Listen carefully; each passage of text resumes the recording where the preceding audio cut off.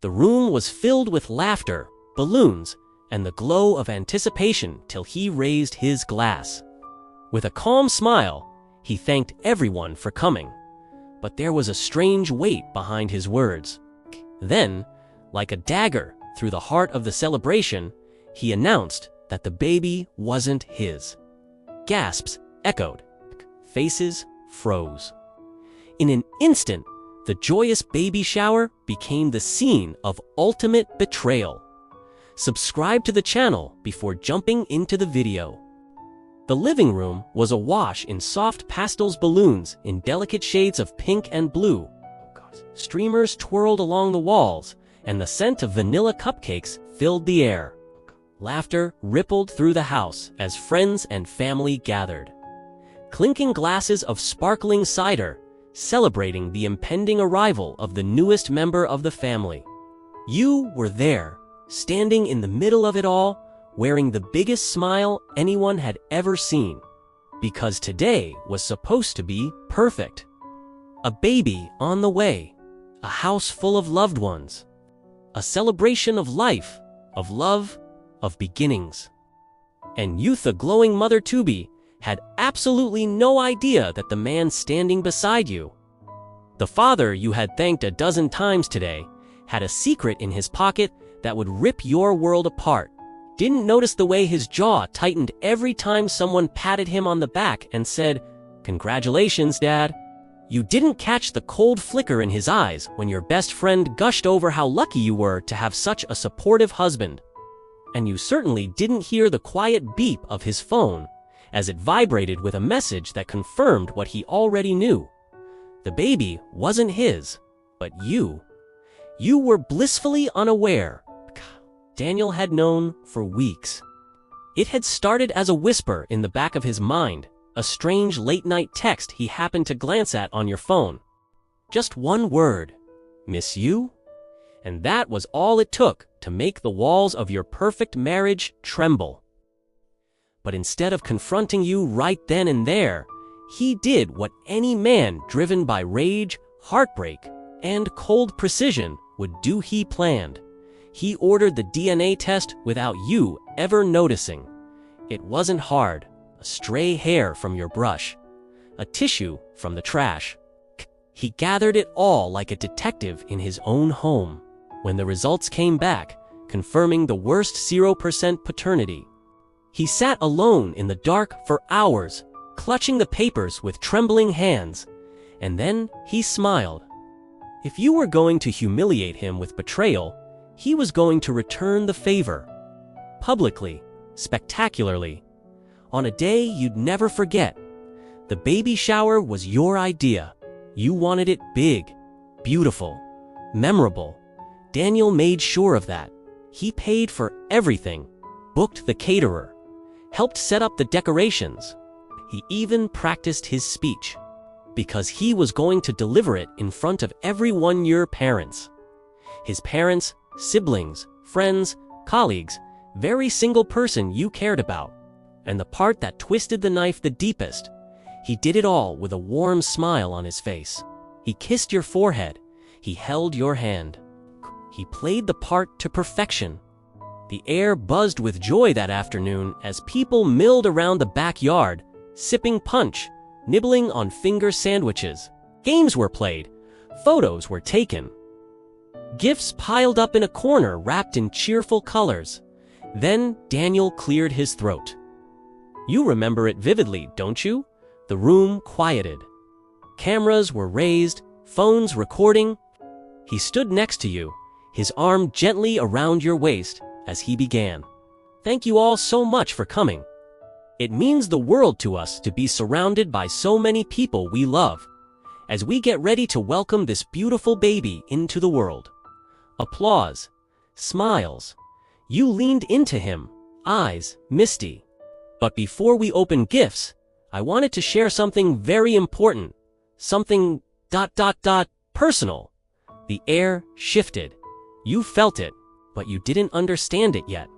I've learned something recently, he continued, his voice soft but carrying. Something that's been hard to process, but I think the right thing to do is to be honest. with all of you and with myself. You remember the blood draining from your face. I found out, he said, pulling a folded paper from his pocket, that the baby my wife is carrying isn't mine. The room froze. Mouths dropped open. Someone actually gasped out loud. Your heart started to hammer in your chest as his words blurred into white noise. I wasn't sure at first, so I got a DNA test. And just to be clear, he added, with the calm of a surgeon about to cut, I'm not saying this out of anger. I'm saying it because the truth matters to me, to this child, and to all of you. Then he held up his phone, thumbed through the screen, and with a practice tap, he cast the DNA report onto the big screen TV one you had set up to play baby photos and ultrasound videos. The words glared back in huge black font. Probability of paternity, 0%. The room erupted in 100 different emotions: shock, whispers, stunned silence, someone dropping a glass.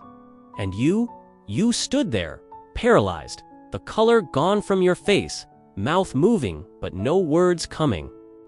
The silence between you was suffocating when the guests finally left. Daniel didn't shout. He didn't throw things. He didn't cry. He calmly helped clean up, as if nothing had happened. You followed him into the kitchen, voice shaking. Daniel, I can explain. Don't, he cut you off softly, wiping his hands on a towel. Don't insult both of us with an explanation. Tears filled your eyes. I made a mistake, you whispered. It was one time. He let out a soft, bitter laugh.